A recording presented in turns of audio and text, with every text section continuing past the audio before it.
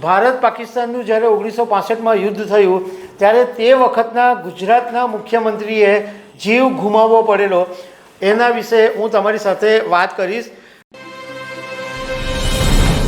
નમસ્કાર।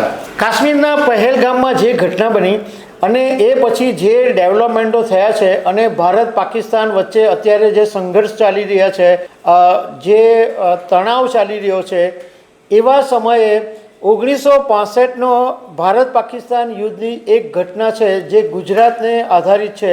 એ ઘટના અત્યારે તાજી થઈ છે અને ભારત પાકિસ્તાનનું જ્યારે 1965માં યુદ્ધ થયું ત્યારે તે વખતના ગુજરાતના મુખ્યમંત્રીએ જીવ ગુમાવવો પડેલો એના વિશે હું તમારી સાથે વાત કરીશ।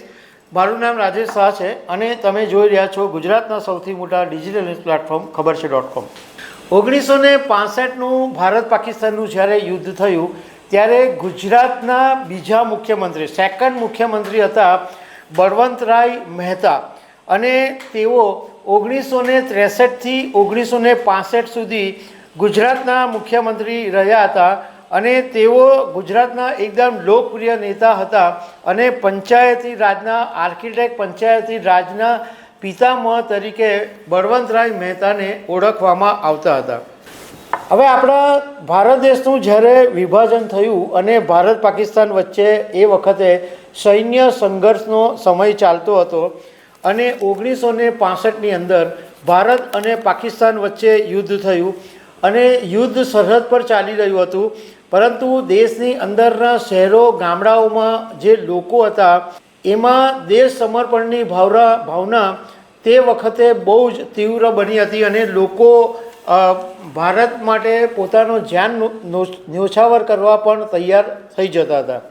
એ વખતે 19 સપ્ટેમ્બર 1965નો એ દિવસ હતો।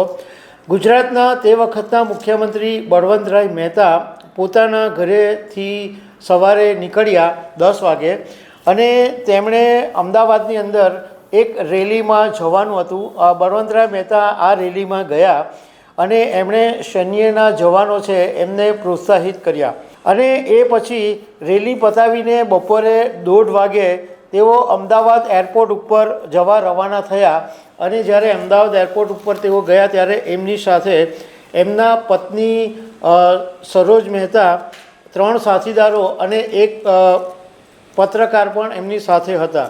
હવે બળવંતરાય મહેતાનું જે ચોપર હતું એ બળવંતરાય મહેતાનું ચોપર બીચક્રાફ્ટ મીઠાપુરના કચ્છ તરફ ઉડી રહ્યું હતું ત્યારે પાકિસ્તાનના એક ફાઇટર પાયલોટ છે કેસ હુસેન, એમણે આ ચોપરને અટકાવ્યું હતું અને એ વખતે એવી સ્થિતિ આવીને ઊભી રહી કે આ મુખ્યમંત્રીનું જે હેલિકોપ્ટર હતું એ પાકિસ્તાનની ફાયર ફાઇટરોથી ચારે તરફથી ઘેરાઈ ગયું હતું, કોઈ વિકલ્પ જ નહીં હતો બચી શકાય એવો।